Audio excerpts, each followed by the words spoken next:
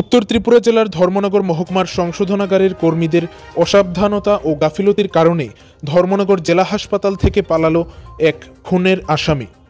11 ফেব্রুয়ারি রবিবার ভোররাত আনুমানিক 3:30 নাগাদ উত্তর ত্রিপুরা জেলার জেলা সদর ধর্মনগর শহরের ধর্মনগর জেলা হাসপাতাল থেকে পালালো ওই খুনের আসামি। উল্লেখ্য, উত্তর ত্রিপুরা জেলার ধর্মনগর মহকুমার সংশোধনাগারের কর্মীদের অসাবধানতা ও গাফিলতির কারণে ধর্মনগর জেলা হাসপাতাল থেকে পালালো খুনের আসামি। ঘটনাটি ছড়িয়ে পড়তেই গোটা মহকুমা জুড়ে তীব্র চাঞ্চল্য দেখা দিয়েছে।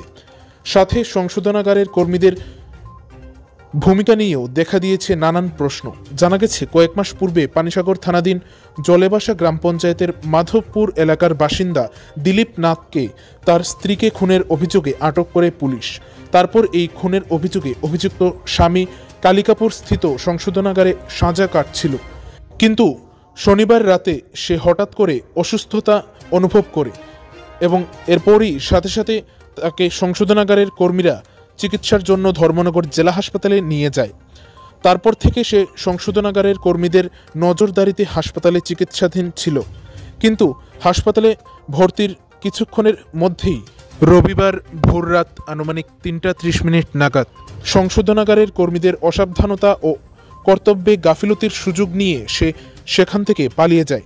ঘটনার খবর ছড়িয়ে পড়তেই এদিন রাত থেকে পলাতক আসামির খোঁজে আদাজল খেয়ে পুলিশ মাঠে নেমেছে। যদিও পুলিশ এখন পর্যন্ত পলাতক আসামির টিকির নাগালও পায়নি। উল্লেখ্য, এর আগেও ধর্মনগর সংশোধনাগারের কর্মীদের কর্তব্যের অবহেলার কাহিনী প্রকাশ্যে এসেছিল, তবুও সংশ্লিষ্ট দপ্তরের কর্মীরা নড়েচড়ে বসেনি। তাই এখন খুনের অভিযোগে অভিযুক্ত আসামির পলায়নে সংশোধনাগারের কর্মীদের ব্যর্থতার পরিচয় আবার ফুটে উঠল।